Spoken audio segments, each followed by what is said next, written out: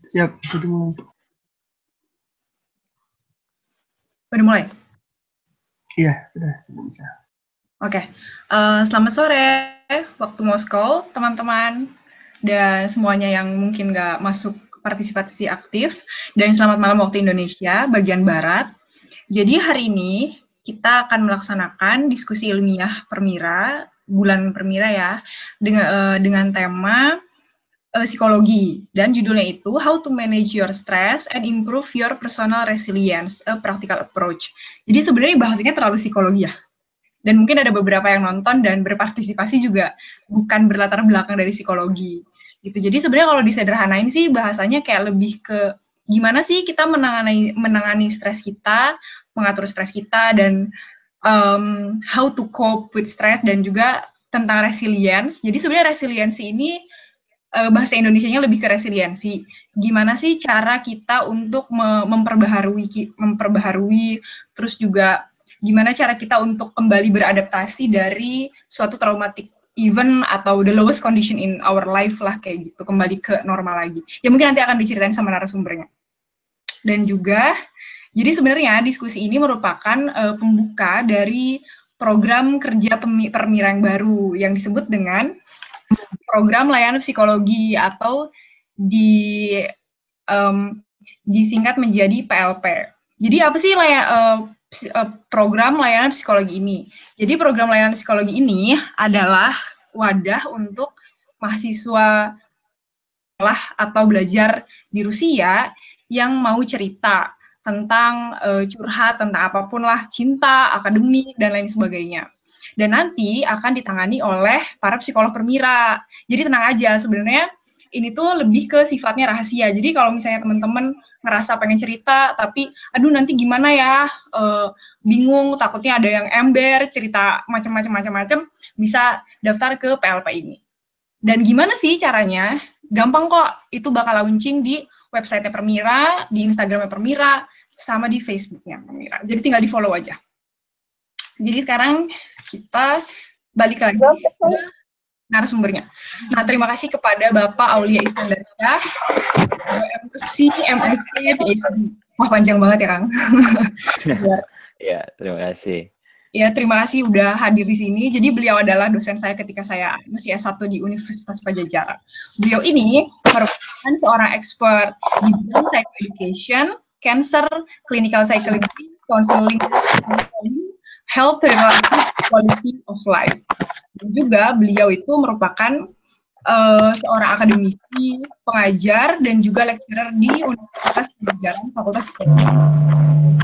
Dan latar belakang pendidikan beliau ini merupakan lulusan sarjana psikologi dari Universitas Islam Bandung, dan juga melanjutkan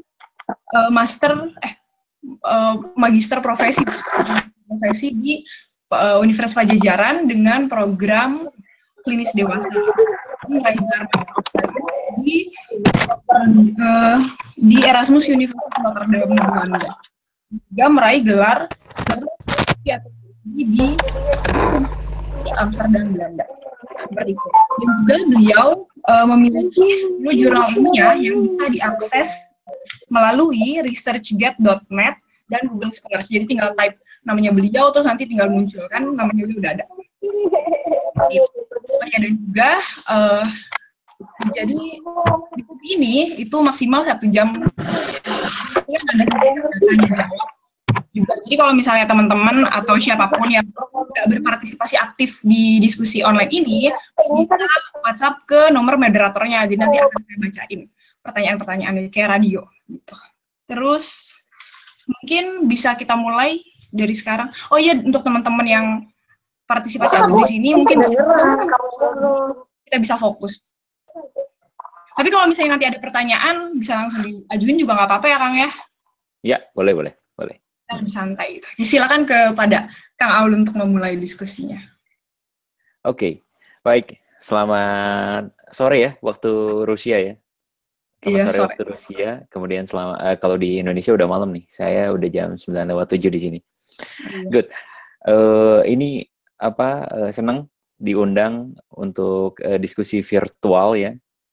Kalau dulu physical mobility, kalau sekarang saya lagi merancang tentang virtual mobility. Jadi mobilitasnya virtual aja gitu. Nah, kalau saya boleh tahu berarti mayoritas yang join adalah yang di Rusia semua ya? Atau ada yang di luar Rusia? Ada yang dari Indonesia, terus juga ada juga yang latar belakangnya bukan psikologi, dan macam-macam sih Kang kayaknya. Kalau yang daftar ke aku sih gitu. Baik, gini, saya akan sharing. Jadi di sini saya nggak akan ngajar, tapi saya akan sharing. Saya akan sharing menjadi 2 part, biar nggak terlalu panjang gitu ya. Jadi sharing pertama mungkin sekitar 15 menitan. Kemudian saya akan minta ke Regina untuk memberikan kesempatan bagi yang mau bertanya sampai part itu, kemudian dilanjutkan ke part kedua gitu ya, biar nggak terlalu panjang. Dan akan lebih enak kalau saya akan share screen ya, biar yang lain bisa ngelihat. Kita bisa mulai deh ya. Oke, saya akan mulai. Baik. Jadi, tadi dibilang sama Regina bahwa yang akan dibicarakan sekarang, ya simpelnya gini, gimana caranya kita memanage stres dan juga meningkatkan kemampuan kita dalam menghadapinya atau dalam beradaptasi dengannya. Saya sendiri, nama saya Aulia Iskandarsyah, tadi sudah diperkenalkan, saya medical psychologist. Jadi, spesialisasi saya di situ. Ini detailnya, tadi sudah dibilang, saya lecturer, researcher, dan juga psikolog. Sekarang ini bertugas di Unpad, di Bandung. Itu alamat email saya. Kita awali dengan... Kang, kok nggak kelihatan ya? Itunya. Nggak keluar? Nggak keluar. Sorry. Iya, ini baru keluar. Keluar nggak? Maaf, boleh di-mute nggak yang partisipannya? Soalnya kayaknya karena ada yang nggak di-mute, jadi nggak keluar. Ya. Oke. Sekarang muncul nggak? Iya, udah muncul. Muncul ya? Oke. Baik. Nah, ketika bicara soal apa itu stres, zaman dulu, stres itu dianggap seperti halnya orang seperti ini. Kelihatan kan gambarnya? Iya, kelihatan kan?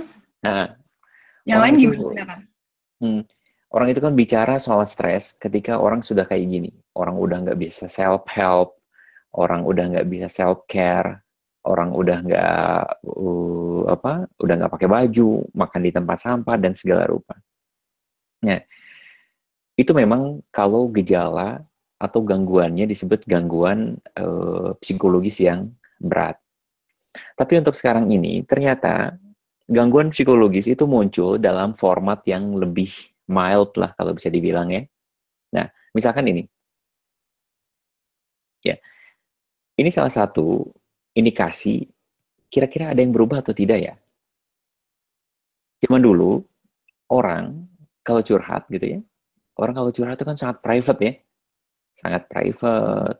Kemudian pakai gembok bahkan gitu kan. Kebayang kan? Pakai gembok gitu. Nah, sekarang orang curhat bisa di medsos, kemudian bisa sangat sarkastik, kemudian bisa sangat depresif, kemudian bisa mengungkapkan segala rupanya di media sosial gitu. Nah, hal ini menunjukkan bahwa mungkin seorang dengan gejala stres muncul dengan format yang berbeda, tidak seperti format yang sangat ekstrim gitu ya. Atau yang kedua misalkan, ini lagi tren ya, lagi tren misalkan, galau itu lagi tren. Jadi orang kalau nggak galau nggak kekinian gitu ya. Jadi harus galau gitu. Dan semuanya serba jadi lebay gitu ya. Kalau ada apa-apa, ada sedikit nggak nyaman, ada sedikit nggak ini, semuanya galau, dan segala rupa. Beda dengan orang zaman dulu. Orang zaman dulu itu lebih tidak menunjukkan kalau dia sedang dalam keadaan tertekan, kalau dia dalam keadaan sedih, kalau dia sedang dalam keadaan kacau mungkin gitu ya. Nggak menunjukkan, tapi sekarang orang tampak lebih ekspresif gitu ya. Nah ini pun menunjukkan berarti apakah ada kepegasan gitu, atau ada ketahanan yang berbeda di generasi sekarang berbeda dengan generasi yang sebelumnya. Saya lanjutkan slide-nya. Nah, ini juga. Oh, teman-teman bisa ngeliat slide-nya nggak? Saya tuh kayak stuck di apa itu stres gitu loh. Gitu? Coba. Iya. Mungkin bisa diganti sama, ini sama Muammar ya? Kelihatan? Iya, ini kelihatan.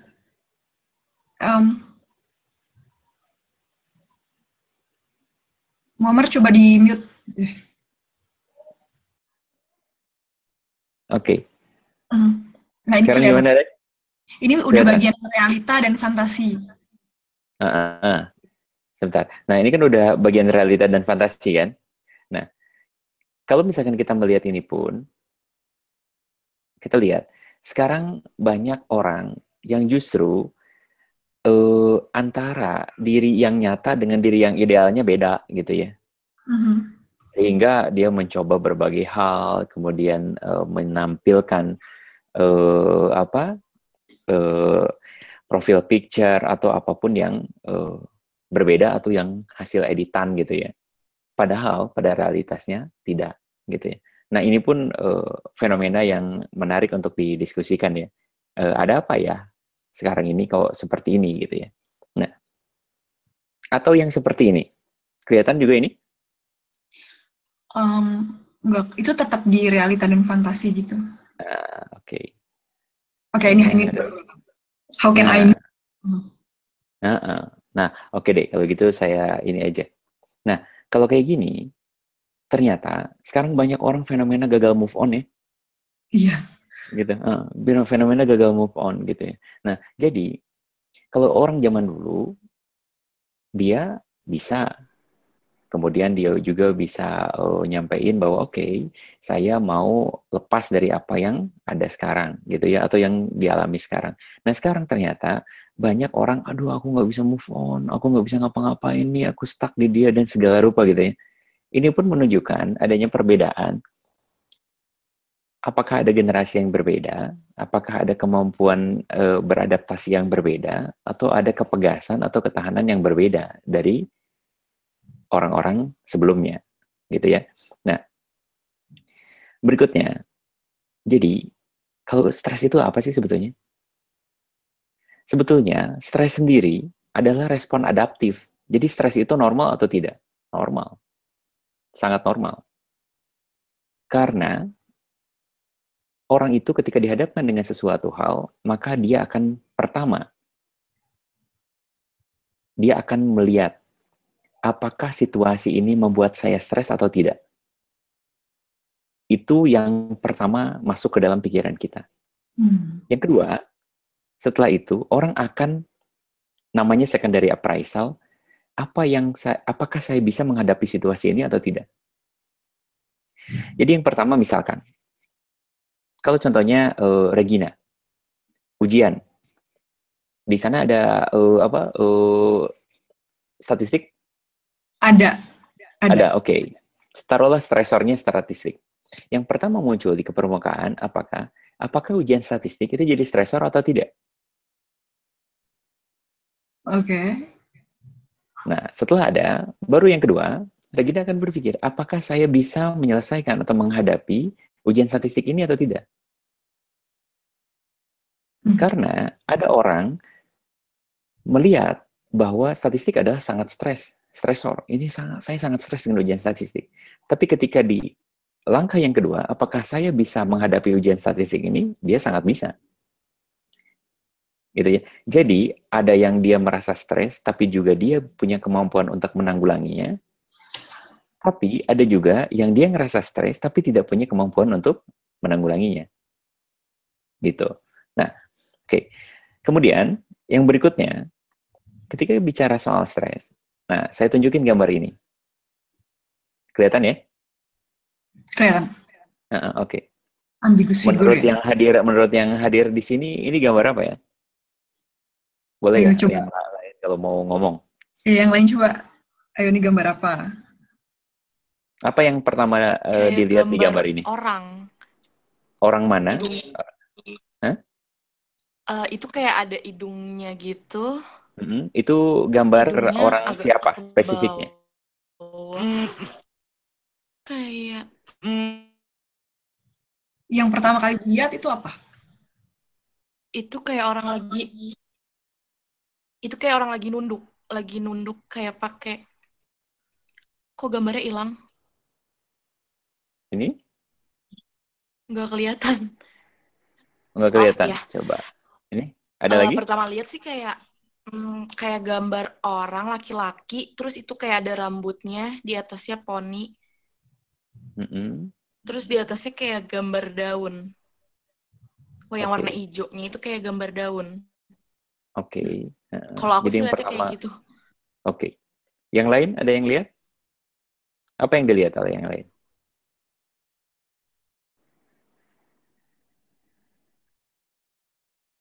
Ayo, aku coba kelihatannya ini. Kalau yang saya lihat itu Oke. orang lagi memandang kayak pemandangan di langit gitu, kayak semacam bulan. Terus dia itu memakai kayak penutup kepala. Seperti itu. Mm-mm.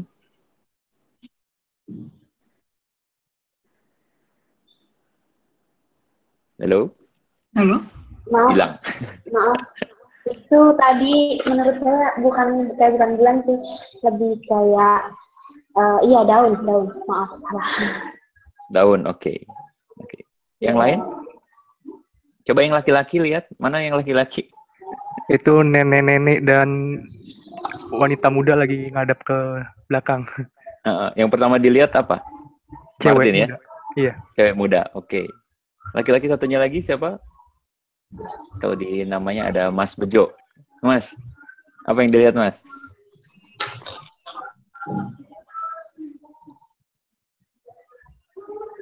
Nggak ada suaranya Mas Bejo. Ini suaranya kayak di...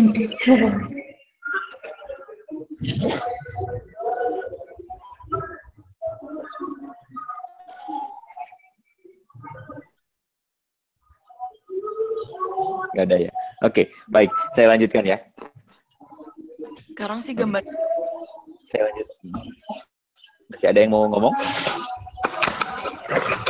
Tidak. Siapa? Ya, oke. Saya lanjutkan ya. Jadi, kalau bisa dilihat, tadi ternyata ini adalah gambar ambigu ya. Gambar ini, Iya. Gustina masih mau ngomong? Enggak. Oh Kalau iya, yang oke. udah ngomong bisa di-mute aja.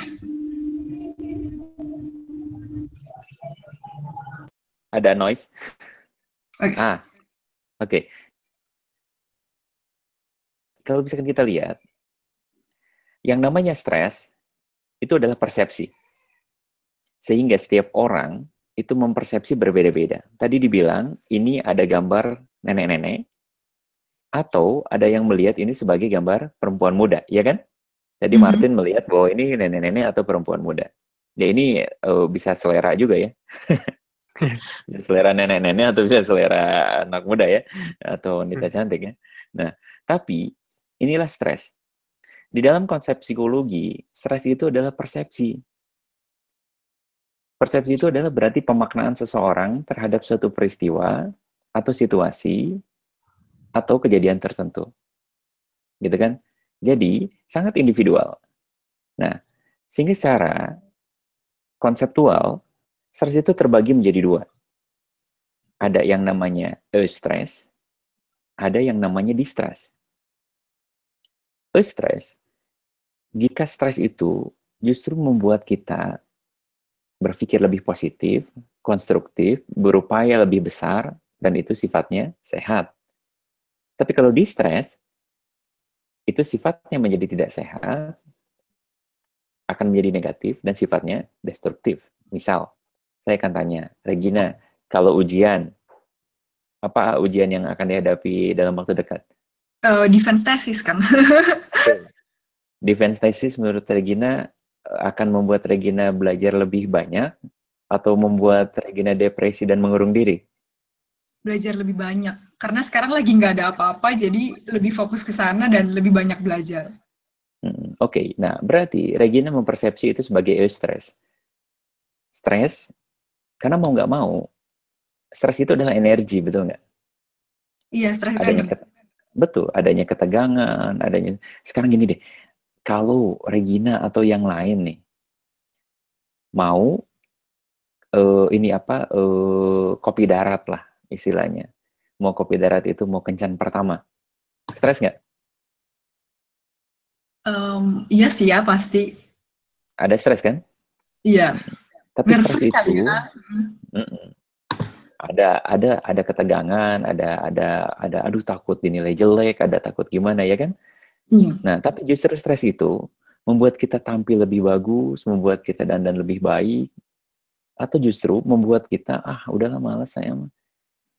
Atau membuat kita jadi nggak mau keluar rumah, udah nggak jadi deh kencannya gitu. Itu analog antara eustress dan distress. Jadi stres itu harus ada, harus. Cuma harus tetap dalam level yang sehat gitu. Saya lanjutkan. Ini ada penelitian Rahe and Holmes mengenai kalau diukur tingkat stresnya dari 0 sampai 100, 0 itu sangat rendah dan 100 itu sangat tinggi. Yang level pertama atau yang paling jauh atau yang paling tinggi adalah meninggalnya pasangan. Jadi, jangan heran kalau misalkan ada orang tua atau siapapun yang sudah puluhan tahun gitu ya, kemudian ditinggal meninggal, sangat stres. Karena dimanapun, di kultur manapun, hasil penelitian ini menunjukkan bahwa ditinggal pasangan adalah yang paling utama atau 100%. Nah, kalau dilihat dari daftar yang ada, yang ditampilkan di slide saya, ternyata tidak semua peristiwa yang tidak mengenakan. Peristiwa justru yang membuat excited pun, itu membuat stres. Coba saya tanya, Regina sebelum ke Rusia, pernah ke Rusia enggak? Enggak. Enggak, oke. Sehari sebelum berangkat terbang ke Rusia, apa yang dirasakan? Seneng sih, tapi stres juga nanti di sana gimana ya, gitu. Ya, itu sebutnya butterflies on my stomach. Iya, jadi kayak deg-degan gitu. Iya, iya. Iya. Jadi, nah itu yang dikatakan bahwa bahkan peristiwa yang menyenangkan sekalipun, mau menikah, kehadiran anak, dating pertama kali, itu juga bisa menumbuhkan stres gitu ya. Nah, jadi jangan berpikir bahwa stres itu adalah sesuatu yang negatif semua. Tidak. Bahkan ketika ada orang, sesuatu misalkan kayak Regina, sekarang saya kasih, Reg, nih saya kasih uang 1 miliar. Stres nggak? Stres lah, kaget. Udah gitu nyimpennya di mana? Iya. Di bank, atau disangka money laundering, atau disangka apa gitu kan? Jadi, kalau bisa ngeliat itu, peristiwa yang kata orang lain positif sekalipun, mungkin akan membuat stres. Gitu. Nah, oke. Saya lanjut ya. Oke, berikutnya. Nah, ini data mengenai bagaimana performa seseorang. Performa seseorang itu bisa performa kerja, atau bisa juga performa studinya dia. Kalau bisa dilihat, yang optimal itu stresnya ada di tengah-tengah kalau di kurva normal. Ya kan? Kelihatan kursor saya? Iya, kelihatan. Oke, itu ada di tengah sini. Gitu ya. Nah, sedangkan kalau yang terlalu rendah, terlalu kalem, itu pun aneh. Kalau orang lagi kuliah S2 di luar negeri, tapi santai gitu, nggak pernah belajar, nggak pernah stres, jalan-jalan, kerjanya gitu kan, dan segala rupa, itu pun aneh. Jadi dia terlalu kalem. Maka mungkin dia itu bosen, nggak cocok dengan studinya, sehingga performanya ya asal kena aja. Tapi ketika orang berada di sini, di puncak sini, maka dia bisa fokus. Karena stres itu membuat kita fokus, membuat kita berupaya lebih, dan juga membuat kita menampilkan energi yang terbaik yang kita miliki. Sedangkan kalau stres itu terlalu besar, maka dia akan jatuh di kurva yang lebih kanan atau yang paling kanan. Maka mungkin pertama reaksinya dia lelah, iya kan? Iya. Aduh capek banget gitu. Ini misalkan fenomena kamp konsentrasi Nazi waktu di Auschwitz, misal, ya kan? Kamp konsentrasi Nazi. Pertama masuk dia semangat, oh saya bisa nih, gitu ya. Tapi kemudian setelah 1 tahun nggak ada upaya perbaikan, dia nggak bisa keluar dan segala rupa, akhirnya exhaust, kemudian bisa sakit, dan akhirnya breakdown. Ada yang meninggal, ada yang jadi gila, dan ada yang punya gangguan mental yang serius. Ini akibat distress yang tidak tertanggulangi, gitu ya. Nah, saya masuk ke topik yang kedua. Topik kedua, bagaimana mengenali gejala stres? Secara umum, gejala stres itu terbagi menjadi 4 kategori atau menjadi 4 aspek. Pertama, yang dinamakan gejala kognitif. Kalau gejala kognitif itu adalah yang menyangkut dengan pikiran kita ya. Yang menyangkut dengan pikiran kita. Contoh, yang pertama, sering lupa dengan hal-hal kecil ya, bukan lupa sama utang ya. Dengan lupa-lupa sama hal yang kecil, kemudian kesulitan konsentrasi. Jadi kalau Anda yang biasanya bisa kerja atau bisa studi lama, sekarang baru 30 menit atau baru 15 menit udah hilang konsentrasi. Itu pun bisa menunjukkan gejala bahwa Anda lagi dalam kondisi stres. Yang berikutnya, selalu berpikiran negatif, curiga, atau kecemasan yang berlebihan, itu juga bisa. Misal, kok saya ngerasa dia keki deh sama saya. Padahal orang lain nggak ada yang niatan seperti itu, atau nggak ada yang terlihat bahwa dia dengan sengaja melakukan hal itu. Nah, atau juga terlalu cemas, gelisah gitu ya. Kelihatan bahwa mencemaskan sesuatu yang belum pasti atau sesuatu yang pada kenyataannya mungkin tidak terjadi. Nah, yang berikutnya adalah gejala emosional. Gejala emosional bisa berupa misalkan mood berubah-ubah. Kalau mood itu berarti suasana hati ya, menyangkut dengan suasana hati.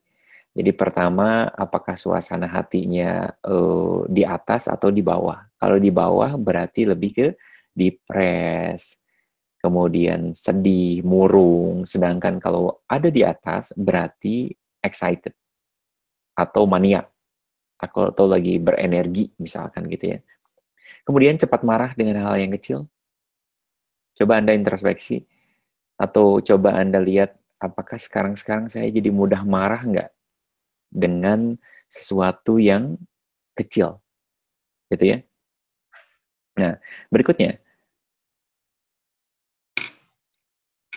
tegang, sulit untuk rileks, itu pun sama. Apakah Anda tegang, sulit untuk rileks, jadi merasa tense gitu ya. Kemudian merasa beban hidup terlalu berat. Kalau Anda ngerasa, kok saya berat banget sih gitu ya. Kok saya ngerasa bahwa kayaknya saya yang paling malang gitu. Kok saya ngerasa, kok saya yang sial terus. Kayaknya saya dikutuk deh dengan kemalangan ini dan segala rupa. Itu pun mungkin salah satu gejala. Nah, berikutnya adalah merasa kesepian. Merasa kesepian, merasa tidak ada teman gitu ya. Dan merasa juga tidak bahagia gitu ya.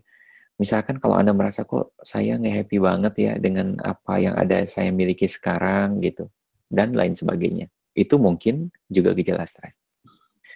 Gejala yang ketiga adalah gejala fisik.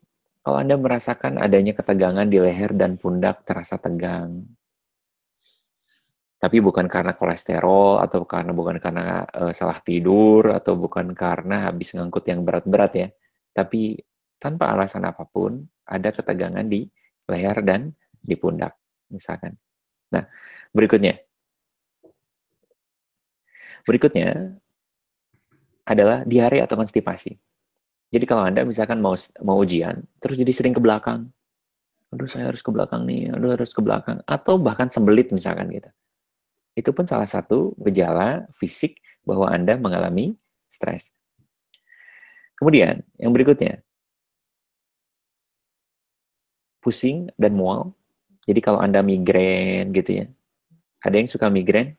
Atau yang suka perut kembung gitu, mual gitu. Ketika stres, ada? Ada. Ada ya? Nah, oke. Nah, itu pun Ada.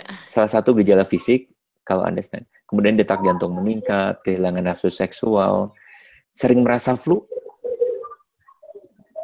Sering merasa flu ini berarti imunitas tubuh Anda menurun. Gitu ya. Jadi kalau sering merasa flu berarti imunitas tubuh Anda menurun. Nah, berikutnya, bisa juga kehilangan atau penambahan berat badan lebih besar 5% dalam 6 bulan terakhir. Jadi Anda mungkin overweight, atau penambahan berat badan, atau berkurang dalam waktu 6 bulan terakhir. Itu pun merupakan gejala stres.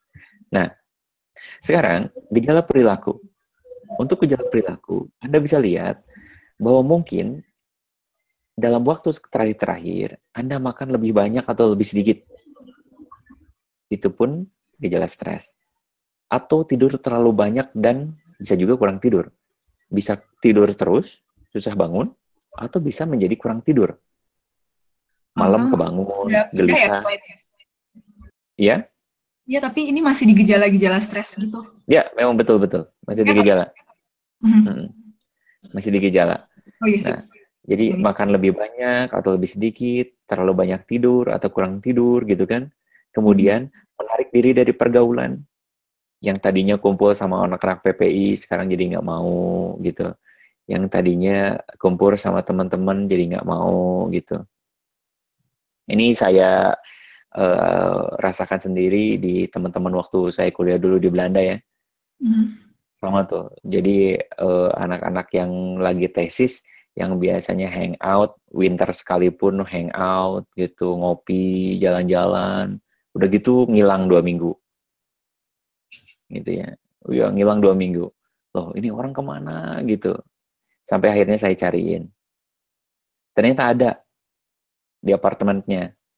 Lagi sarungan doang, nggak mandi, nggak ngapa-ngapain, laptopnya ada 2 gitu kan. Yang satu lagi ngolah statistik, yang satunya lagi ngolah data dari jurnal gitu. Ya itulah, kita bisa kelihatan bahwa oke, dia lagi stres. Akhirnya saya coba tanya, apa yang bisa saya bantu? Nanti kita ngobrol kalau misalkan ada kendala. Ternyata dia lagi modeling, lagi regression modeling dan segala rupa.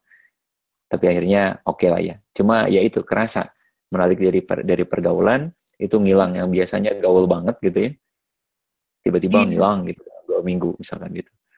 Nah, berikutnya mengelak tanggung jawab juga bisa.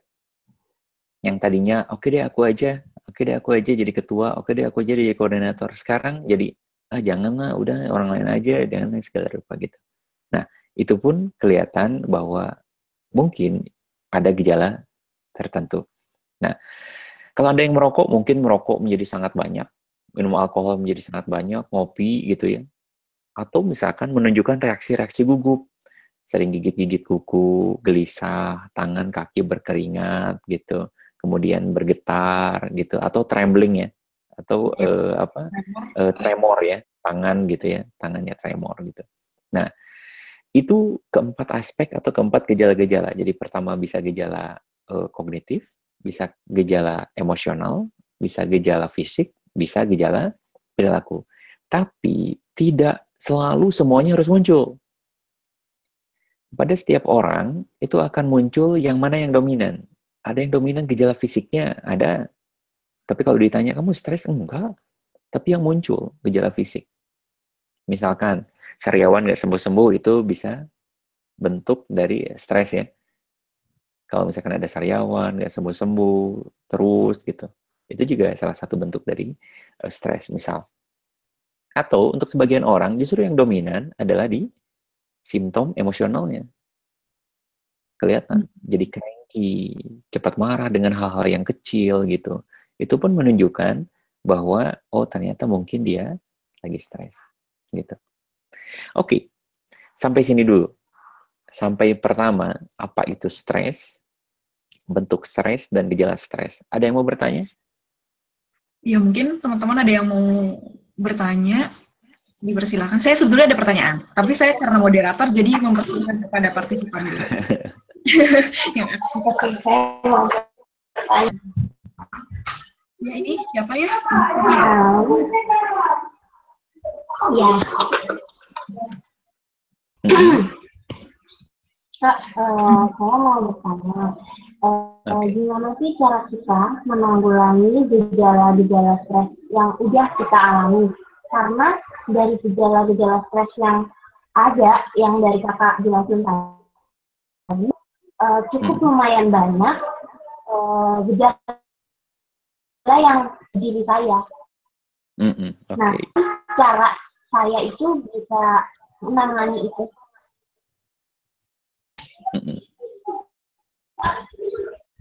Oke, sudah? Sudah, Kak. Oke. Rek, Ya. koreksi saya kalau salah. Jadi yang ditanyakan adalah bahwa bagaimana cara menanggulangi gejala-gejala yang ada, karena dari beberapa yang disampaikan tadi banyak yang dialami oleh Gustina ya, yang dialami oleh nama aslinya Gustina. Wilda sih, Kak. Ya, Siapa? Wilda. Oh, namanya Wilda. Wilda. Oh, Wilda, oke. Yang muncul di ininya soalnya ini, oke. Will, sebetulnya nanti kita akan bahas ini di sesi berikutnya ya. Di sesi berikutnya bagaimana tips and trick untuk regulasi dari stresnya sendiri. Tapi saya akan terangkan. Jadi yang pertama adalah yang harus dilakukan adalah mengenali diri sendiri. Pertama, kita harus lihat apakah saya menampilkan simptom ini adalah simptom stres dan apa yang membuat saya stres. Yang harus dikenali adalah apa yang menjadi stresor buat kita. Itu aja dulu. Apakah kita stres dengan segala hal atau kita stres dengan kondisi spesifik tertentu. Karena orang itu bisa, kalau orang yang senewenan itu kemanapun stres. Mau ke kebun binatang stres, mau naik angkot stres, mau pulang stres gitu, mau ujian stres. Jadi kapanpun harus stres gitu. Nah, memang ada orang yang seperti ini. Sehingga langkah yang pertama yang harus dilakukan adalah kenali diri Anda.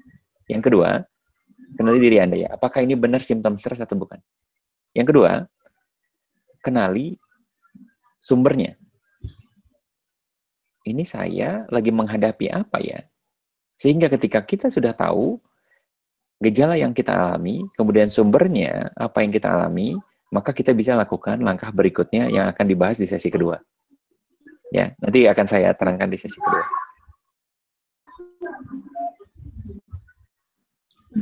Gitu, Rek? Udah ada yang sih. lain? Gimana? Udah. Aku mau nanya dong. Boleh. Sekarang Ini sekarang Wilda ya? udah puas dengan jawabannya Kang Amu belum? Udah, Kak, cukup.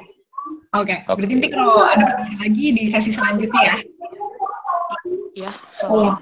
Terima kasih Wilda. Sekarang ada pertanyaan lagi tadi dari Novi ya? Iya, boleh. Oke, silakan Novi. Novi dari mana? Dari Rusia juga?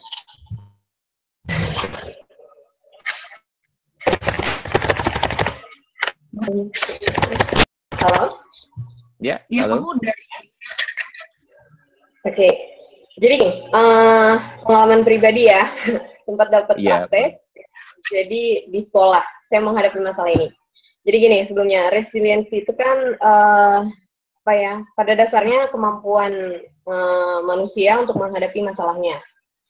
Betul. Jika masalahnya seperti ini ya, oke, background-nya gini, masa remaja itu kan masa yang bermasalah juga, dan pencarian identitas diri. Dan ketika saya punya praktek psikologi di sekolah, saya bertemu dengan satu siswa yang mempunyai masalah, dia tuh stres karena kecanduan akan pujian. Oke. Yang mau saya tanyakan, bagaimana cara mengatasinya? Ketika saya tanya guru, nah guru yang mengajarnya katanya dari kecil orang tuanya bilang kalau dia itu luar biasa, anak yang luar biasa, kamu hebat. Pokoknya kamu anak papa yang luar biasa, kamu selalu menyelesaikan dengan baik.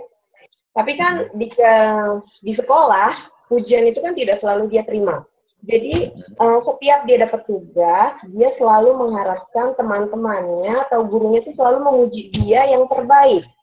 Dan ketika saya terjun, pujian saya itu tidak terlalu menyentuh dia gitu. Kemudian sikap dia jadi berubah sama saya, jadi yang nggak mau dengerin, terus maksudnya besoknya udah yang seperti nggak kenal. Saya pikir ada yang salah dengan ucapan saya. Kemudian gurunya bilang kalau dia ini senang dipuji. Jadi seolah-olah gurunya itu memberikan kesempatan dia untuk, kalau menurut saya, mengembangkan stresnya itu. Karena kan itu menurunkan kontrol, kontrol impulsnya ya. Jadi gimana ya, kemampuan mengontrol impulsnya rendah gitu. Kalau menurut Bapak sendiri, apa yang harus dilakukan guru itu, karena kan usianya berapa tahun? Usianya berapa tahun?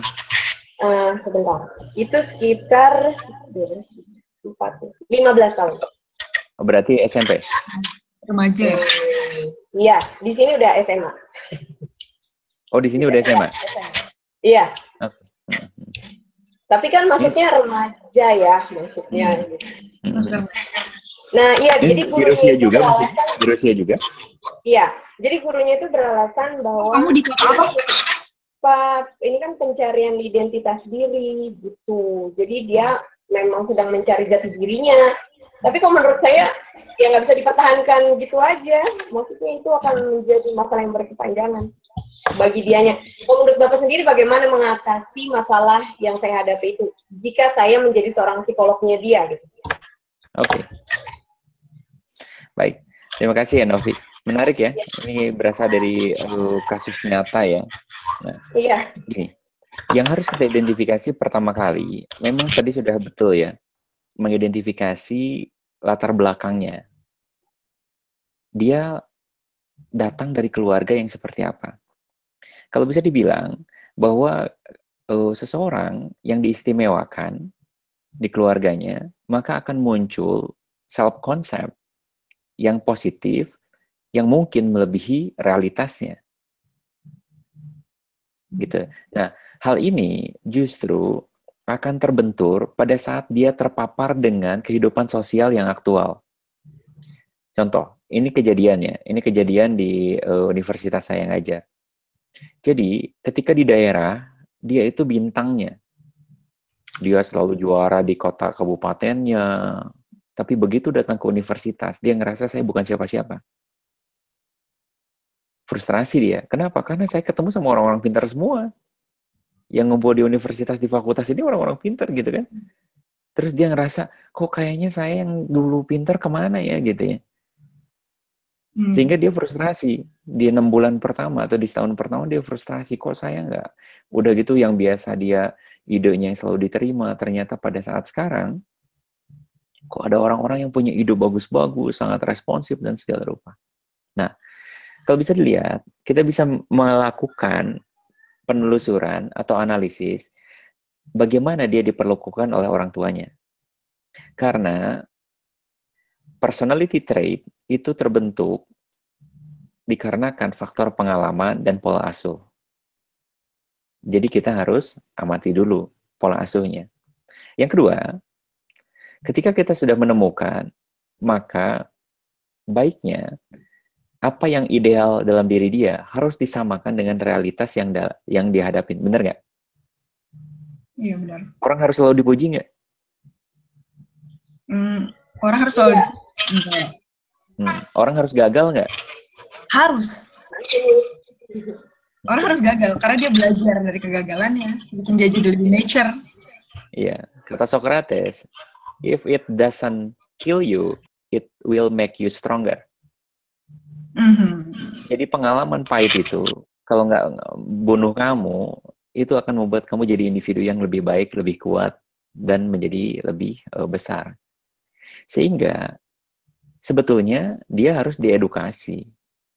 Harus diedukasi bagaimana dia bisa melihat realitas yang sebetulnya. Bahwa orang dapat pujian jika memperoleh peringkat ini. Ketika dia tidak memperoleh peringkat itu, ya tidak dapat pujian. Iya kan? Ya, jadi kebahagiaannya dia itu berasal dari eksternal variabel ya, Kang ya? Iya nggak sih? Betul. Betul, gitu. Tapi eksternal variabel yang indikatornya tidak jelas. Karena apapun yang dia lakukan, dia menjadi istimewa. Instruksi. Ya. Masalahnya di sini, dia itu kan, itu dididiknya itu diberikan pujian itu kan dari kecil. Jadi kurang lebih lama semenjak dia mengerti ya, dia usia 5 tahun misalkan. Dari semenjak selama 10 tahun itu dia selalu menganggap dirinya nomor 1 dan dia nggak mau tahu, pokoknya lingkungan dia itu harus menganggap dia luar biasa. Sekarang saya tanya, apakah dia memang sebetul-betulnya nomor 1? Kalau dilihat ke hasil belajarnya, dia memang pintar. Dia masih termasuk yang pintar. Tapi ada beberapa kayak gimana ya? Mungkin secara intelektualnya dia pintar, tapi emosionalnya dia kurang bisa, kayak misalnya kurang bisa bekerja dalam kelompok, kurang bisa mengontrol emosi.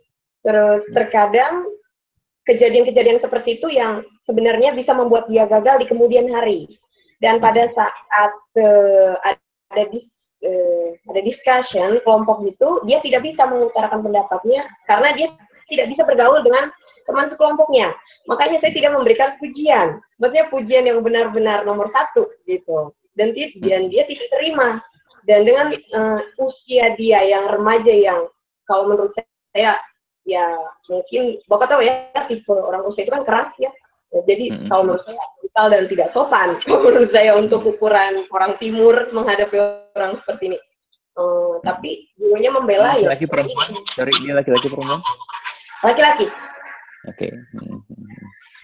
Oke. Ya, Oke. Kalau dari pendapat saya, justru yang sudah Anda lakukan sudah betul.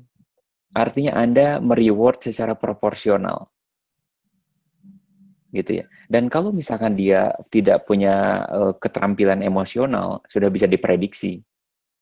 Orang kalau merasa istimewa semua, maka dia harus menang, harus dia yang didengarkan, harus pendapatnya yang didengarkan. Maka dia tidak menangkap apa yang diinginkan orang lain, menjadi tidak peka, menjadi tidak ada keinginan untuk membantu. Karena semuanya sangat egosentris, sangat self. Saya yang menjadi pusat di dunia ini, orang lain ngikutin saya. Nah, ini yang menurut saya indikasi bahwa harus direedukasi.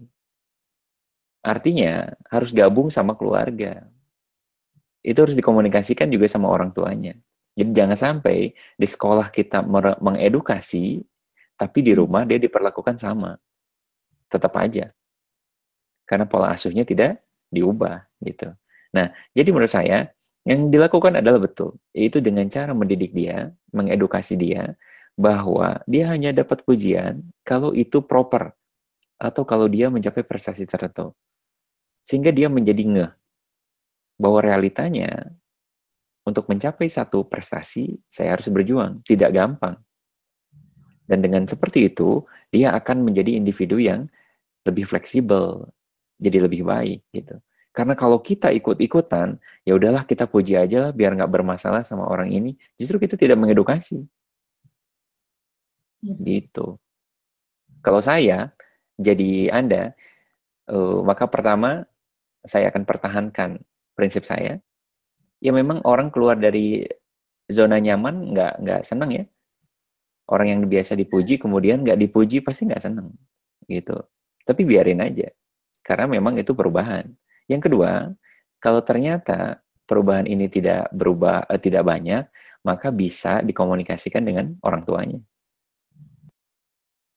Karena di sekolah berapa jam sih?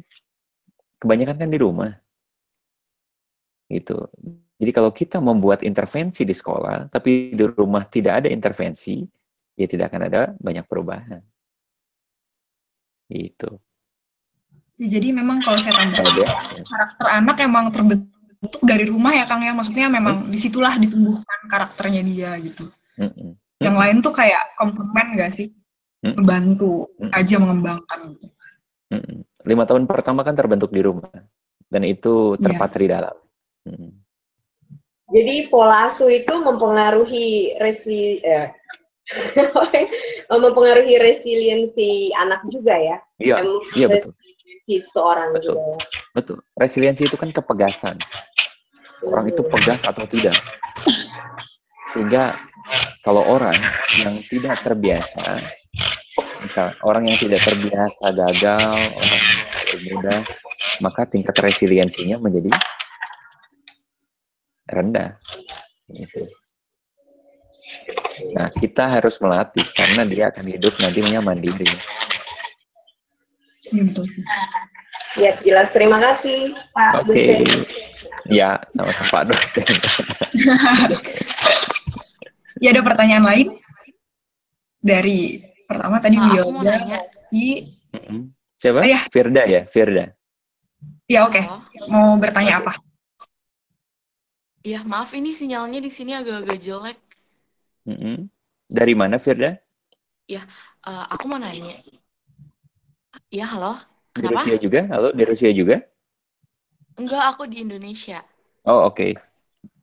Good. Ya. Silakan. Ya. Aku mau nanya, jadi kan aku punya teman deket lah lumayan gitu.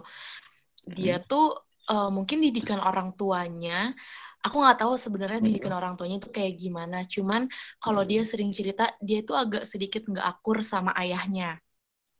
Dia agak sedikit nggak akur sama ayahnya, mungkin karena memang didikan ayahnya itu keras. Jadi apa yang dibilang ayahnya itu pasti dia selalu nurutin, tapi nurutinnya itu harus dengan marah-marah, entah itu, tapi dia marahnya itu harus selalu dilampiasin ke orang lain. Nah, jadi pelampiasannya gimana? Pelampiasannya kasar, entah itu dia verbal atau fisik? Verbal sih. Verbal. Cuman jadi teman aku itu kayak punya pacarnya itu juga kebetulan teman aku. Jadi dua-duanya itu kalau misalnya mereka lagi berantem pasti dua-duanya itu selalu cerita ke aku. Selalu cerita ke aku. Nah, kalau aku dengar dari cerita yang si laki-laki atau si ceritanya dari yang perempuan itu emang ceritanya beda. Cuman kadang si laki-laki ini cerita dia stres gara-gara masalah sama ayahnya, abis berantem sama ayahnya. Kalaupun aku ngasih solusi ke dia, kadang dia nggak mau dengar gitu. Apakah kalau stres itu bisa hilang atau bisa dirubah gitu? Oke. Itu? Ya, halo? Ya, halo. Itu pertanyaannya itu, Fir? Iya. Oke. Jadi jawab langsung, Rick. Stresnya diubah stresnya gitu atau gimana? Pertanyaannya. Iya, maaf, kurang jelas. Ini nggak kedengeran. Pertanyaan intinya apa? Iya, pertanyaan intinya apakah stres itu bisa dirubah atau bisa hilang dengan sendirinya? Oh, oke. Oke. Kalau bisa dibilang, bisa ditanya, stres itu ada dua penyebabnya. Pertama, yang temporer atau yang menetap. Contohnya, kalau misalkan dalam kasus yang tadi disampaikan oleh Firda tadi ya, dia sumber stresor itu ayahnya. itu temporer atau menetap? Itu menetap. Halo? Ayah kan Maaf, nggak ini sinyalnya Ayah. agak... Ya, seumur hidup. Iya. Berarti beda kan kalau kayak Regina ketemu macan misalkan di depan gitu kan. Tapi kan cuma sekali-kali aja. Iya. Enggak setiap kali kan.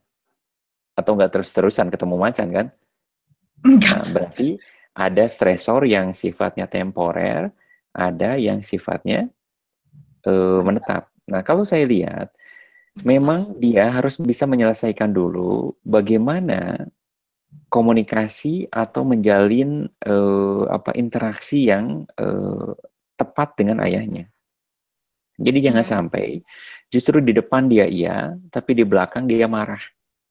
Kalau konsep psikologi dinamanya orang yang pasif agresif ya, ngelawan nggak berani, tapi di belakang mengepalkan tangan gitu. Tapi kalau ngelawan nggak berani, masa ngelawan ayah kan dosa. Tapi di belakang jari tengahnya naik gitu ya. Gitu. Ya kan kayak gitu kan atau ngepal gitu dan akhirnya itu diproyeksikan atau diekspresikan ke orang lain. Nah, jadi yang harus dilakukan adalah coba kasih tahu atau coba ajak ngobrol bahwa kamu harus bisa menyelesaikan masalah kamu dulu sama orang tua. Kalau kamu nggak setuju, sampaikan. Kalau kamu nggak mau, juga sampaikan. Gitu. Nah, karena dengan cara seperti itu, maka kan saya bilang, stres itu energi.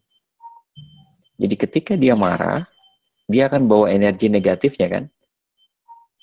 Jadi kayak balon yang ditiup kan, kayak balon yang ditiup ngegelembung gitu kan. Iya. Dan akhirnya bisa pecah kapanpun gitu. Jadi ya itu. Yang harus pertama dilakukan, kita kenali sumber stresornya dulu. Kenali sumber stresornya. Tapi dia emang kalau misalnya dia tuh kalau misalnya lagi marah itu verbalnya itu emang parah banget sih Pak. Sampai kata-kata kasar, kata-kata kotor itu dilampiasin ke orang lainnya. Ya benar-benar ya menurut saya udah kelewat batas gitu. Berarti kan kalau bisa dilihat ada tujuan dia untuk menyakiti kan. Untuk menyakiti orang kan. Ya. Itu bisa diakibatkan karena apa? Ya tadi ya. Tadi berarti muatan emosi yang ada dalam dirinya sangat kuat. Muatan emosi yang ada di dirinya sangat kuat. Jadi, kita harus potong mata rantainya dulu. Potong mata rantainya dengan menelusuri awalnya dia marah karena apa. Kalau dia marah karena interaksi dengan ayahnya, perbaiki dulu itu. Yeah. Saya yakin ketika itu sudah diperbaiki, maka interaksi dia dengan orang lain, interaksi dia dengan interaksi dia dengan orang lain atau interaksi dia dengan pacarnya atau dengan Anda pun akan membaik. Jadi kita harus kenali dulu sumber stresnya dan kita potong mata rantainya. Gitu. Iya. Jadi kalau ini kayak tipikalnya kayak ke passive aggressive behavior gitu ya, karena dia nggak direct ke si main source-nya gitu. Karena ayahnya kan source-nya, dia malah ke belakang ketemu. Ya, kan kalau sama pacarnya mungkin lebih lemah dari dia. Jadi ketika dia marah, pacarnya nggak akan ngelawan kan? Pacarnya itu benar-benar sabar, jarang banget yang namanya marah. Cuman ya, mungkin tapi kalau misalnya mungkin karena dia saking jarangnya marah dan terlalu baik, tapi sekalinya dia marah itu benar-benar gimana ya Pak, benar-benar ya benar-benar emosional banget.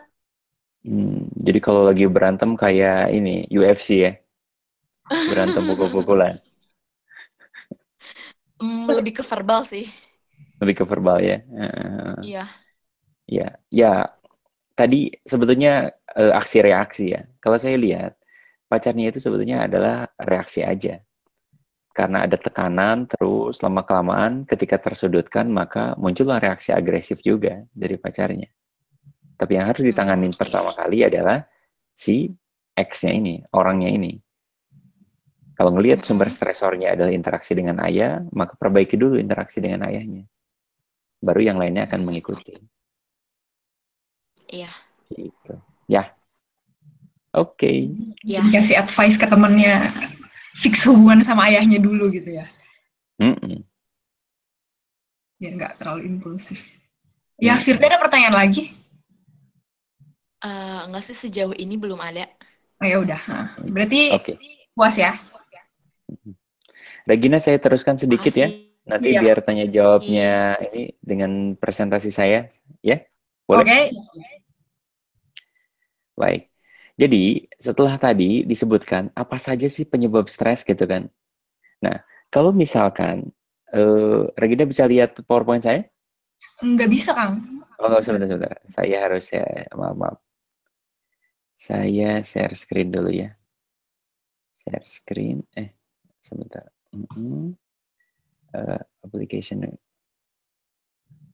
Application window. Oke. Nah, kelihatan ya? Oh ya, ini udah kelihatan model konseptual stres dan kesehatan ya. Oke. Nah, kalau bisa dilihat bahwa reaksi stres yang merah atau gejala stres yang tadi ada 4 gejala itu munculnya bisa dari interaksi antara karakteristik individual, kondisi lingkungan, atau kondisi kerja atau kondisi sekolah. Ini juga bisa menjadi stresor. Misal, kondisi karakteristik individual, ya tadi orangnya memang pencemas, misalkan gitu ya. Kemudian kondisi lingkungannya kondisinya seperti apa sih? Misalkan orang yang hidup di Afghanistan misalkan gitu ya, stres nggak? Stres lah gitu. Ada tembakan, ada segala rupa gitu.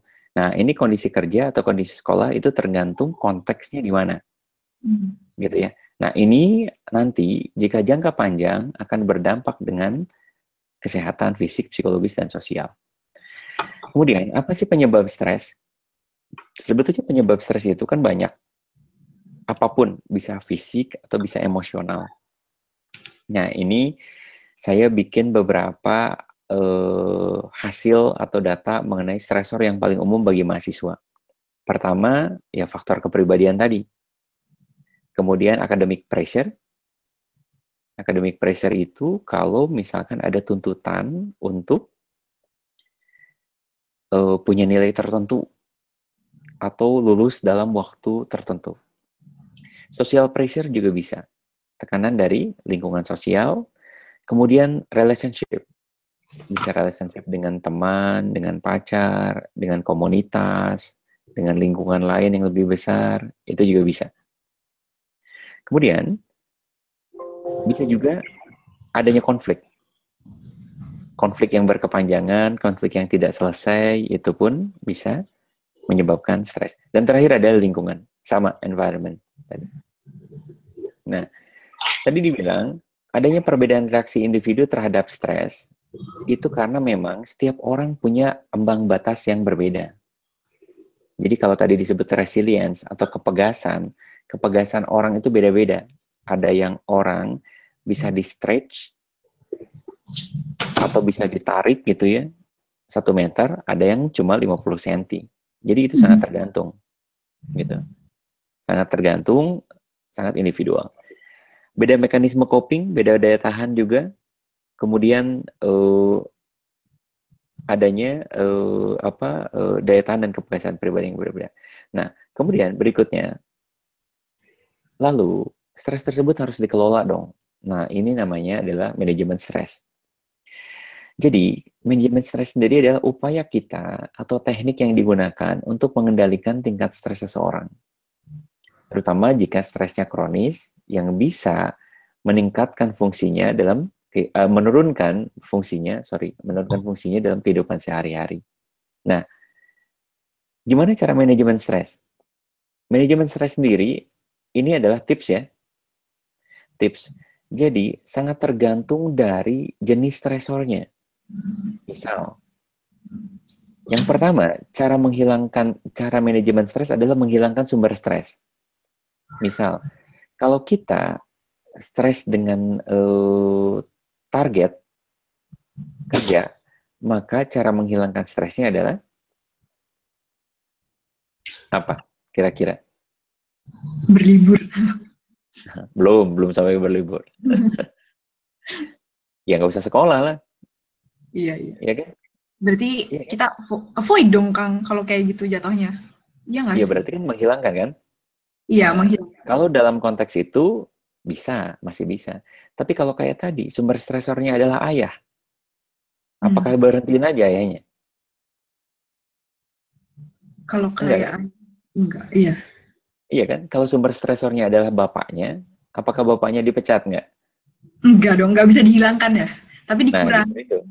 justru itu. Maka langkah pertama itu tidak bisa, ya kan? Tidak bisa dihilangkan stresornya. Jadi harus ganti dengan tips yang lain. Tips yang kedua, menghindari sumber stres atau rehat sejenak dari sumber stresnya.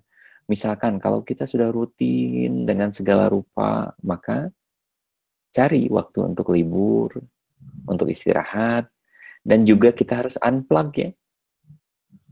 Jadi kalau kita liburan, tapi masih bawa gadget, masih email masih ada, WhatsApp masih terus, jadi nggak tenang juga liburannya. Gitu. Jadi kita harus unplug, harus matiin untuk sementara, kasih notifikasi saya libur dari tahun sekian, dari tanggal sekian sampai tanggal sekian misalkan gitu. Nah, berikutnya merubah persepsi terhadap sumber stres, yaitu adanya konsep diri yang positif atau humor. Ya kan, joking juga bisa. Misalkan gini, merubah konsep diri positif. Kalau kita nih, ini kan ada berapa? Ada 1, 2, 3, 4, 5, 6, 7, 9 orang lah ya yang online di sini gitu ya. Kita lagi jalan 9 orang, taruhlah ke taman 9 orang jalan. Tiba-tiba, kalau di Rusia sama kayak di Belanda mungkin ya, banyak merpati ya. Banyak. Nah, tiba-tiba ada merpati pup, terus kena ke kepala kita, kepala satu orang. Apa yang dirasakan? Apakah kita menjadi seorang yang miserable, kemudian kita bilang, ya Allah, ini dunia luas ya Allah, Rusia ini. Gitu ya. Orang juga banyak, 9 orang, tapi kenapa harus jidat saya gitu kan? Benar ya? Iya, Nah, benar. orang yang berpersepsi negatif itu akan sangat stressful dengan kondisi apapun. Nah, sehingga salah satu tipsnya adalah rubah konsep diri menjadi lebih positif. Kita bisa bilang juga kan, waduh, dapat rezeki ini saya. Ternyata saya harus mandi duluan daripada yang lain. Kan kita bisa merubah sesuatu itu dengan yang seperti itu. Yang berikutnya adalah mengendalikan konsekuensi dari stres, yaitu dengan gaya hidup sehat ya. Gaya hidup sehat itu tidur cukup gitu ya. Kemudian fitness, olahraga, relaksasi, kemudian melakukan hobi ya, melukis, menulis, dan segala rupa. Nah, terakhir adalah menerima dukungan sosial dari keluarga, dari teman, dari perhimpunan. Jadi PPI ini adalah salah satu wadah pelipur lara ya. Iya. PPI ini obat stres sebetulnya. Kalau rindu rumah. Waktu saya di Belanda itu kalau lagi stres disertasi atau lagi stres apa, kita ngumpul, masak bareng, pulangnya senang, segar lagi. Gitu. Jadi Sabtu Minggu ngumpul, masak gitu. Terus bercanda Indonesia ya. Iya. Apapun gitu. Udah gitu pulangnya lega gitu. Nah, jadi ini yang saya tampilkan ini, manajemen stres ini adalah pilihan. Tergantung dari stresornya. Jadi satu cara mungkin tidak applicable untuk stresor tertentu. Nah, berikutnya tadi saya sudah dibilang adalah senjata terbaik mengatasi stres adalah kemampuan untuk mengenali diri sendiri. Tadi ya, apakah saya mampu nggak menghadapi stres ini? Kalau iya, maka akan bisa menghadapinya dengan lebih elegan lah ya, gitu. Nah, mungkin itu yang bisa saya sampaikan. Sekarang tanya jawab berikutnya, silakan. Ya, terima kasih banyak Kang Aul untuk presentasinya. Ya, untuk pertanyaan selanjutnya. sebelum saya yang bertanya. Saya mau tanya lagi. Oke, Novi, silakan. Tadi Pak dosen sempat menyinggung coping strategi ya. Saya jadi kepikiran pertanyaan ini. Apa perbedaannya coping strategi sama resilience? Ya, oke. Baik, terima kasih. Karena keduanya setahu saya sedikit ya, sama-sama menghadapi dan mengatasi masalah yang kita hadapi ya. Jadi masalah yang berada di hadapan kita. Ya. Oke. Terima kasih ya, Novi. Dalam konsep psikologi, keduanya ini sering dipakai berganti-ganti. Jadi tergantung tokoh yang mengatakannya. Kalau kita bicara soal coping, maka tokohnya yang terkenal adalah Lazarus sama Volksman. Jadi tapi ada orang lain yang mengatakan kemampuan untuk adaptasi atau adaptability, ada yang mengatakan hardiness, ketegaran, atau kekuatan, kekerasan, gitu ya. Atau ada yang mengatakan resilience, kepegasan. Tapi secara umum, definisi operasionalnya adalah kemampuan orang untuk beradaptasi dengan tuntutan yang ada di lingkungan terhadap dirinya. Itu hanya perbedaan istilah aja. Coping strategi. Betul. Coping strategi. Jadi sebetulnya itu adalah istilah yang dipakai oleh tokoh yang berbeda-beda aja. Biar brandingnya nggak sama. Jadi bukan berdasarkan konteks ya. Kalau misalnya kayak ke coping strategi itu lebih ke konteks adaptasi. Kalau resiliensi itu lebih ke konteks masalah yang gimana ya? Jadi enggak. Maksudnya masalah biasa ya, bukan adaptasi secara. Kayak misalnya kita mahasiswa asing nih, saya lebih sering dengar coping strategi dibanding resiliensi. Betul. Karena coping itu istilah yang diintroduksi untuk kemampuan adaptasi seseorang, istilah yang sudah populer sebelumnya. Resilience itu baru muncul di tahun 1900-an sekian lah ya. Jadi sebetulnya dua-duanya itu sama aja kan ya, namanya cuma iya nggak sih, dua-duanya sama aja, cuman beda scientific words aja dan. Iya. Jadi kalau misalnya saya bilang, mahasiswa ini punya resiliensinya, tingkat resiliensinya rendah, itu bisa kan? Dengan menggantikan, dia coping strateginya rendah, gitu. Ya, kalau coping strategi, akibat dari istilah yang berbeda, maka valensinya pun berbeda. Kalau coping strategi itu kan bicaranya emosional fokus sama problem fokus ya kan? Karena coping style disebutnya. Ini gaya disebutnya. Gayanya A atau B. Nah, kalau resilience, valensinya berarti tinggi atau rendah. Jadi kalau kita pakai konsep yang tertentu, maka kita pilih untuk muatannya juga. Misalkan kalau kita bicara soal resilience, maka kita akan bicara tinggi rendah. Kita bicara soal coping styles, maka kita akan bicara apakah dia emotional fokus atau problem fokus. Gitu. Jadi tergantung kita mau pakai apa untuk menerangkan adaptasi ini. Tapi saya bisa pakai juga ya termin resiliensi dalam menjelaskan soal adaptasi misalnya gitu. Bisa. Enggak dosa kan ya, Pak? Enggak. Ya. Cuma beda istilah aja. Kalau saya baca secara harfiah sendiri kayak resiliensi ini kan kemampuan seseorang beradaptasi dan kembali ke kondisi normal kan. Dan tujuan dari coping stress sendiri juga sama. Gimana sih untuk kembali ke kondisi normal? Kalau menurut saya sih gitu. Jadi sebenarnya dua-duanya tuh kayak sama. Iya. Beda psikologi terminologi aja. Words. Oke. Iya, terima kasih. Terjawab ya? Iya, terjawab.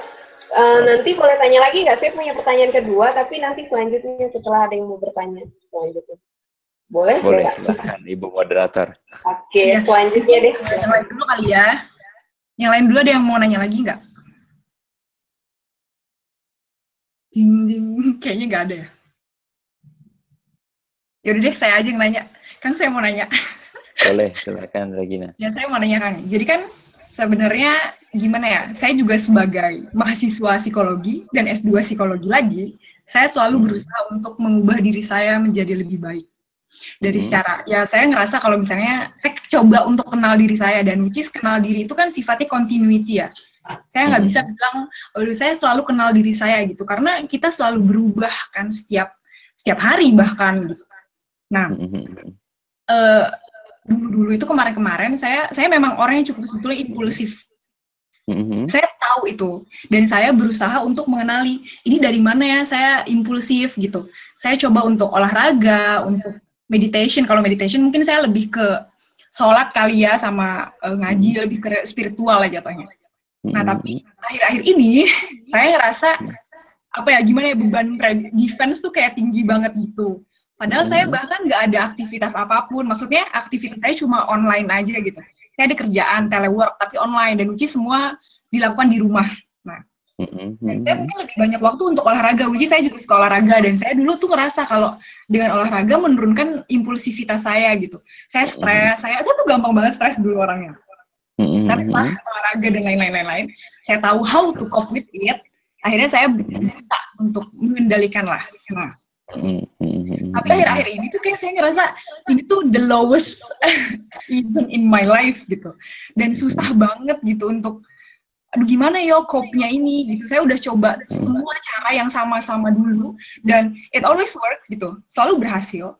Tapi sekarang ini lately akhir-akhir ini tuh kayak kok susah ya Kang ya untuk meningkatkan lagi kemampuan kognitif saya, yang saya bisa kerja sehari semalam atau bahkan 24 hours nggak tidur dan tetap fokus dan tetap happy. Tapi sekarang tuh kayak dikit-dikit capek gitu kan. Jadi gimana ya gitu, semuanya kayak udah dilakuin as a psychologist ya, as soon to be, tapi tetap kayak gini gitu. Kira-kira gimana ya? Oke. Menarik Regina, ini jadi pengalaman pribadi ya? Iya. Jadi gini Regina, kalau kita lihat justru mengapa cara yang dulu kita lakukan sekarang menjadi tidak efektif lagi. Iya. Iya kan? Nah, jadi kalau misalkan ditanya mengapa yang sudah terbiasa kita lakukan tidak efektif lagi, analisis kedua adalah stresornya apakah extraordinary atau stresor ini di luar kemampuan kita. Iya kan? Nah, jadi yang harus dilihat berarti kan kita yang ngukur diri kita kan? Iya, betul banget. Iya, kita ngukur diri kita. Misalkan gini, kalau saya diminta untuk poinnya 9, kayaknya kemampuan saya cuma 8 gitu.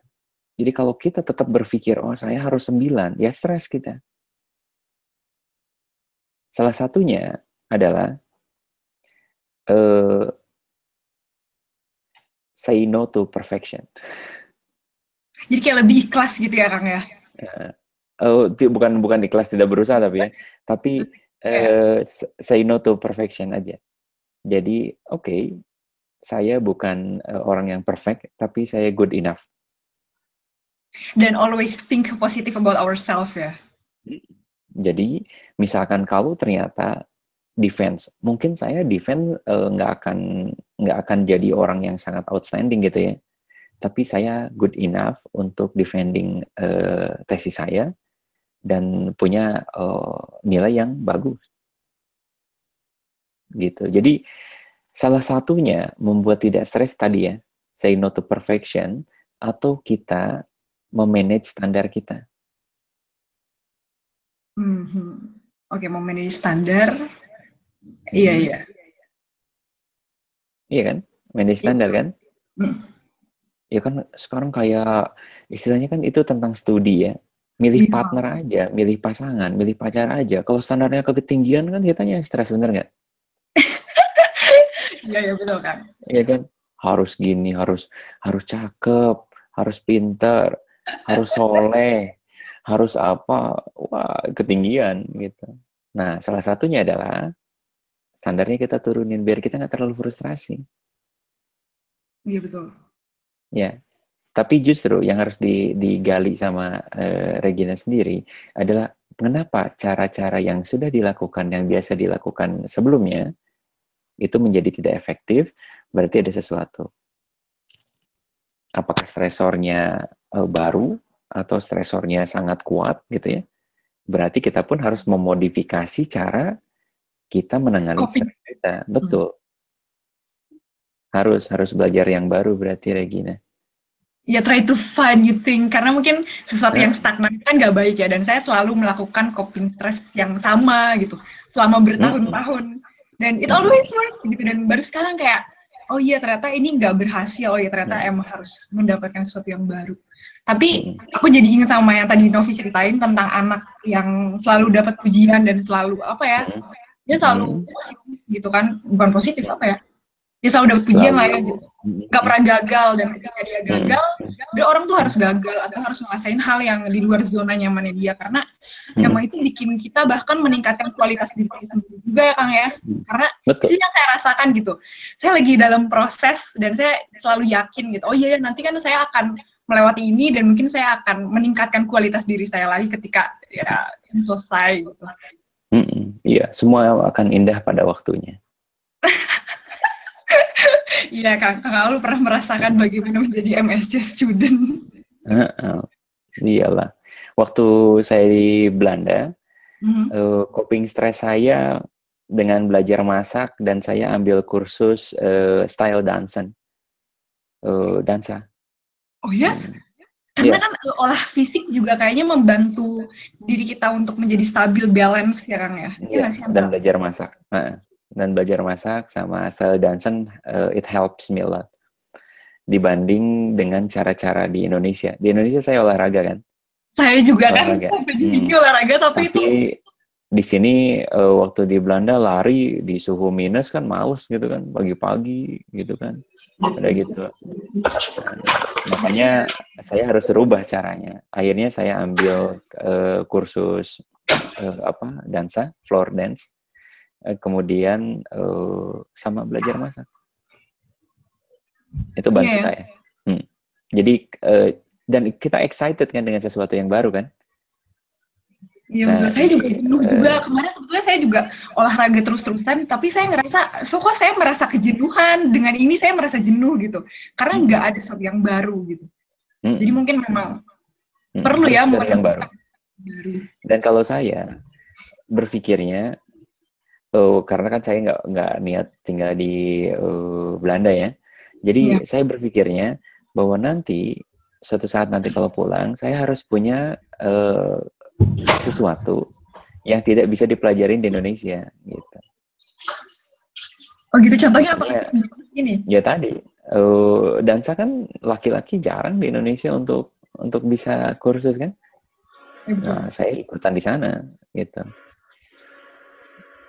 Dan masak pun mungkin di Indonesia nggak ada kesempatan, tapi di sana banyak kesempatan kan untuk masak sendiri karena mahal kalau beli terus kan. Nah, jadi betul banget kan. Iya. Karena itu kesempatan positif. Kang Aul tuh dulu MSc student dan PhD kan ya di Belanda. Iya sih. Saya merasakan ketika full banget, ketika kosong. Karena saya lagi kosong, jadi kayak kosong tapi beban stresnya tuh full gitu. Iya betul. Cari sesuatu yang excited, sesuatu yang baru, tapi excitement. Ya. Jangan justru nambah stresor. Iya. Ternyata memang kita harus merecognize stresor ini ya untuk tahu how to deal it gitu ya. Ya betul sekali. Ya seperti itu. Kayaknya sudah tidak ada pertanyaan lagi ya? Ada, boleh pertanyaan sedikit aja. Oh iya, ini mungkin pertanyaan terakhir ya. Wiada ya? Iya. Iya. Oke. Kalau seandainya coping stress itu harus nggak sih dilakuin sesuai sama kesukaan kita atau terserah gimana aja? Regina bisa bantu saya pertanyaannya, Reg? Nggak terlalu jelas. Jadi pertanyaannya adalah, apakah coping stress itu harus dilakukan sesuai dengan passion kita atau kesukaan kita? Iya kan gitu ya? Iya, Kak. Iya, oke. Benar. Oke. Jadi, yang tadi saya sampaikan ke Regina itu adalah salah satu tips untuk beradaptasi dengan stresor yang dihadapi.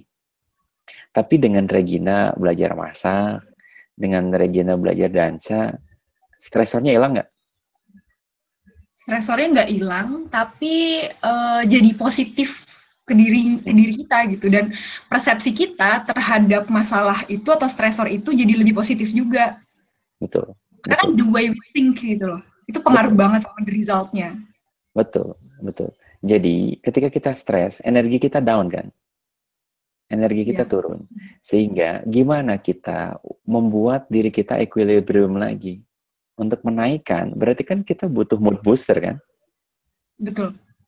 Apakah makan es krim, makan coklat, makan apa, itu kan sesuatu yang mood booster misalkan gitu. Sehingga kita harus cari sesuatu yang, istilahnya gini, kita rehat dulu dari stresor kita, dan cari sesuatu yang membuat kita excited. Gitu.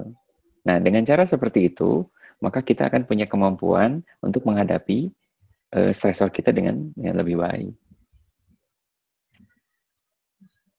Ya, betul. Ya, gimana? Siapa tadi namanya Gustina ya? Wilda ya. Gimana? Jawabannya Kang Aul? Ya, maksudnya. Puas? Ya, pas. Terima kasih. Oke. Sama-sama. Berarti ini udah terakhir ya? Pertanyaan terakhir. Jadi mungkin saya mau bikin, perlu nggak ya conclusion? Ya mungkin perlu lah ya, sedikit conclusion dari saya. Karena Kang Aul ada yang mau ditambahkan lagi? Atau Enggak. Silakan lagi. Cek pertanyaan itu ada yang masuk enggak? Kenapa? Kenapa, Kak? Ada pertanyaan yang masuk nggak lewat YouTube? Oh iya, YouTube-nya nggak diperiksa.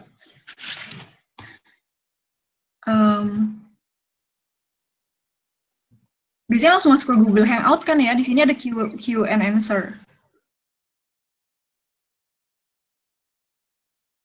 Oh iya, Kang, ada yang nanya lagi nih kayaknya. Oke. Di mana saya bisa lihat itu? Nanti mungkin akan saya bacakan aja ya, Kang, di YouTube. Ini ada yang WhatsApp. Saya nggak bisa lihat lah. Bisa sih sebetulnya di Permira Rusia. Saya coba. Nanti saya kirim ke Kang Aul deh. Oh, YouTube-nya. Iya. Oke, silakan. Kalau gitu dibacain aja oleh Regina.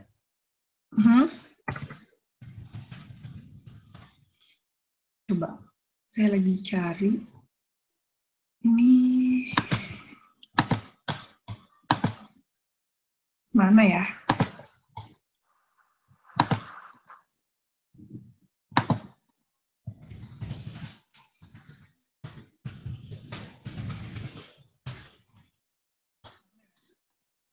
Oke, udah nih, udah kelihatan. Belum, coba. Enggak, saya udah bisa lihat nih. Ada beberapa. Oh, kau? Aduh. Oh iya, ini udah ada nih, Kang. Saya juga udah ada. Kok gini sih? Mana ya? Muammar bisa bantu nggak? Di mana ya? Ini nih.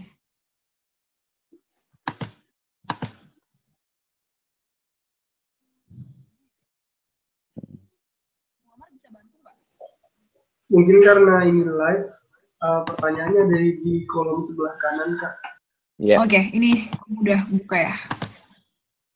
Live now. Maaf internetnya lama sekali. Ini saya udah buka.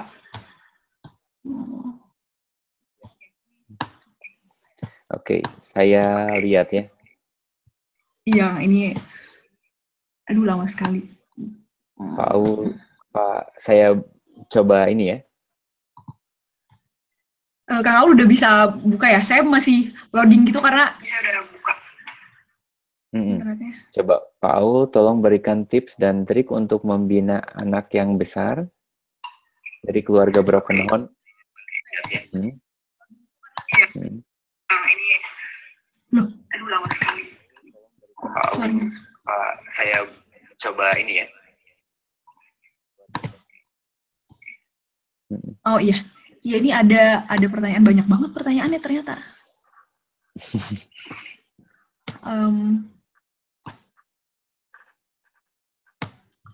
Coba. Oh iya nih, Saya bisa saya bisa gimana, baca gimana? ya. Mm-mm. Ya, Paul tolong berikan tips dan trik untuk membina anak yang besar dari keluarga broken home atau dengan orang tua yang tidak tamat sekolah, narapidana, preman, dan sejenisnya. Oke. Tapi itu udah dijawab belum sih tadi? Belum kayaknya. Belum ya? Mirip-mirip sama yang pertanyaan orang tua itu. Jadi gini, gimana caranya? Pertama, ada peribahasa buah tidak jatuh jauh dari pohonnya kan? Gitu. Jadi, cara yang terbaik adalah memotong rantai sifat tadi. Jadi kalau orang tuanya adalah orang tua preman, maka dia akan mengajarkan anaknya dengan gaya preman kan?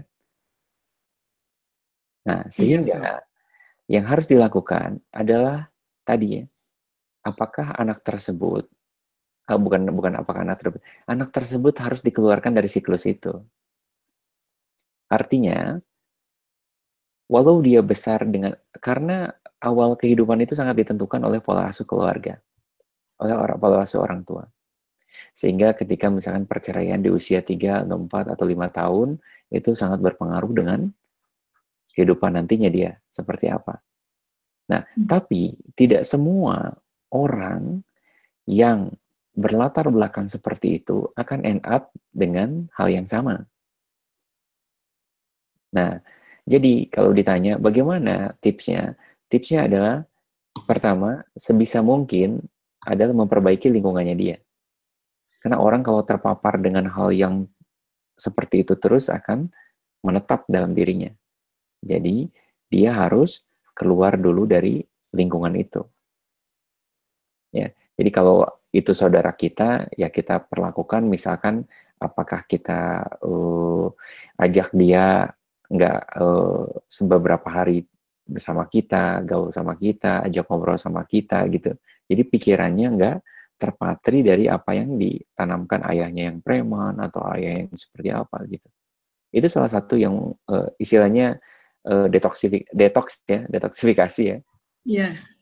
Proses menghilangkan racun itu ya jangan sampai terpapar oleh racun terus gitu. Gitu ya, Rek. Ada lagi, Rek? Iya. Jadi kayak sebetulnya kita bisa ya Kang yang mengintervensi orang yang emang berada dalam lingkungan kayak gitu dari eksternal, iya nggak sih? Kita bisa mengintervensi dengan membantu dia untuk keluar dari itu gitu. Ya, selama orangnya mau, Regina. Selama orangnya mau. Ya, betul. Jadi secara etikal kita hanya bisa membantu, hanya menawarkan bantuan saja. Iya, betul. Ya, karena kita bukan dinas sosial ya. Ya karena kalau istilahnya kita mau membantu orang, kayak misalnya dokter aja menyembuhkan pasien karena memang pasiennya datang dan mau disembuhkan dan dia tahu dia sakit. Sebetulnya sama aja sama psikolog.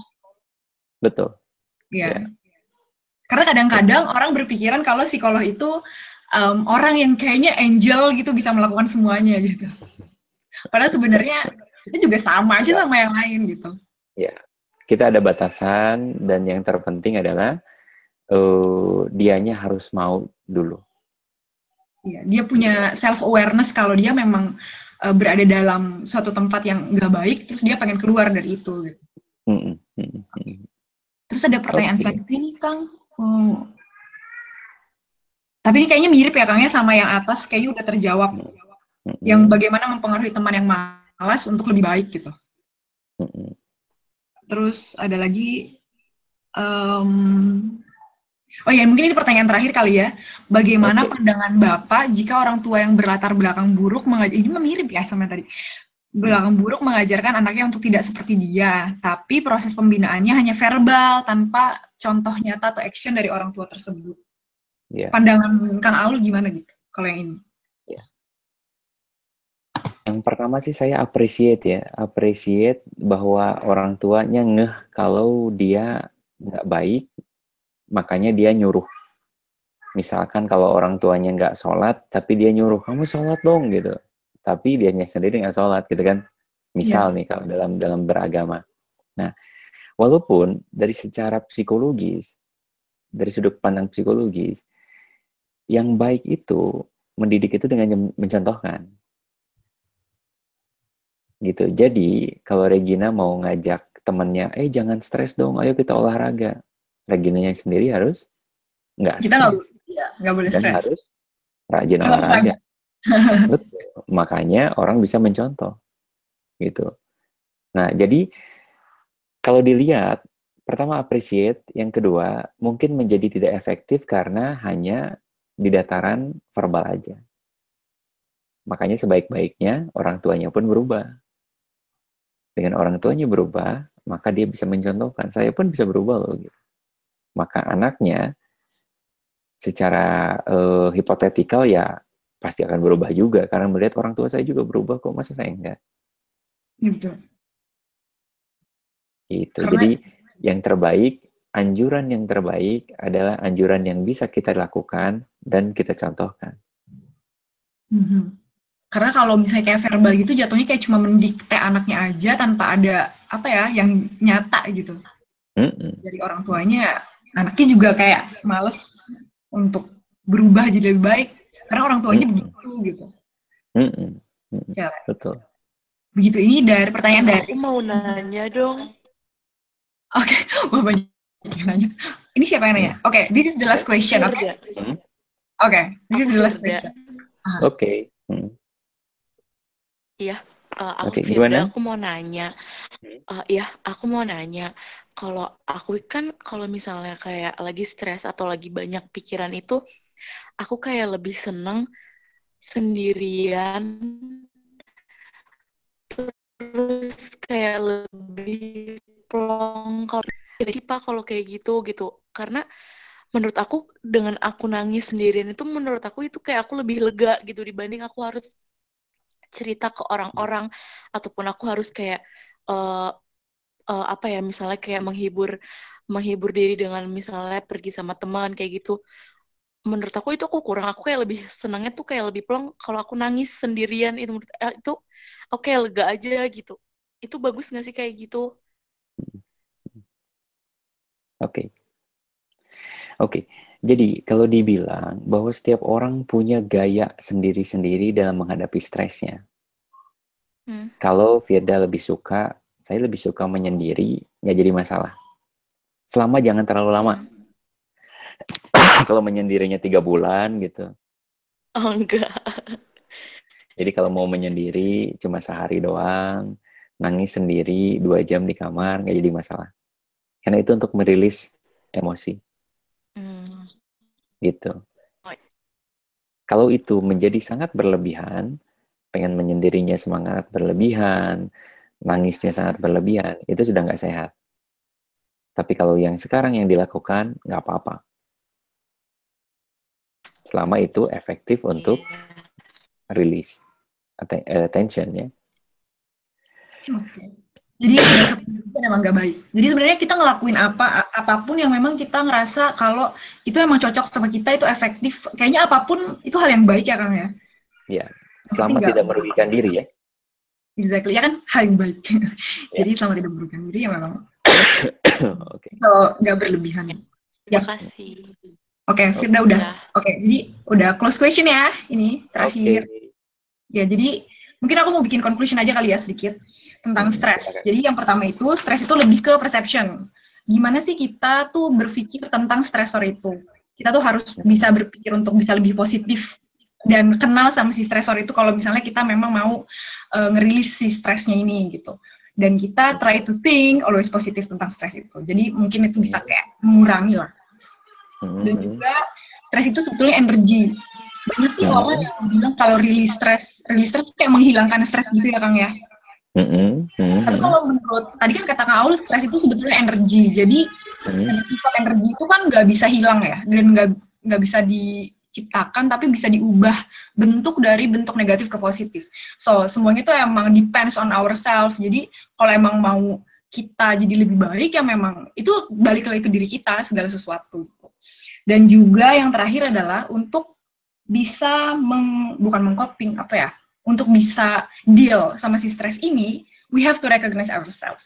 Kayak kita harus benar-benar tahu diri kita itu kayak apa dan diri kita itu semampu apa, dan kita harus benar-benar total kenal sama diri kita untuk menghadapi segala sesuatu deh pokoknya. Dan di situ kita bisa berubah jadi lebih baik lagi, bisa semakin mengaktualisasikan diri, dan paling penting tuh itu deh, deal sama stres itu. Karena stres itu tuh hal yang baik, kan eustress dan distress. Stres itu always exist, tapi the way we take it. So, jadi emang harus positive feeling dan positive thinking untuk menghadapi segala sesuatu. Dan jangan pernah lelah mengenal diri kita, karena menurut aku sendiri sih, kayak diri kita itu selalu berubah, jadi jangan pernah capek untuk kenal sama diri kita. Karena kita berkembang, cara kita coping sama stres kita juga berkembang. So, try to take something yang emang kita suka. Gitu. Jadi itu conclusion-nya dari aku. Dan kayaknya semuanya udah jelas dari Kang Aul ya. Ya. Dan terima kasih banyak Kang Aul udah sama-sama dari kesibukannya. Sama-sama. Dan juga pengajar di kampus aku tercinta. Iya dong. Terus terima kasih ya buat partisipannya. Aku nggak nyangka loh ternyata ada banyak pertanyaan yang menarik, cerita-cerita yang menarik juga, dan semuanya lah pokoknya. Mudah-mudahan aja diskusi ini bisa bermanfaat buat kita semua, buat orang-orang yang nonton, dan juga diri kita sendiri lah pokoknya. Gitu. Amin. Ya. Positive feeling, stay positive thinking, dan sampai ketemu di diskusi-diskusi selanjutnya. Oh iya, satu lagi, jangan lupa ya, daftarkan diri ke PLP yang punya masalah, program layanan psikologi di Permira Pusat. Seperti itu. Terima kasih banyak sekali lagi. Assalamualaikum warahmatullahi wabarakatuh. Waalaikumsalam warahmatullahi wabarakatuh. Oke, terima kasih. Terima kasih, Kak Aul. Dadah. Iya, bye-bye. Saya closing ya. Bye. Dah.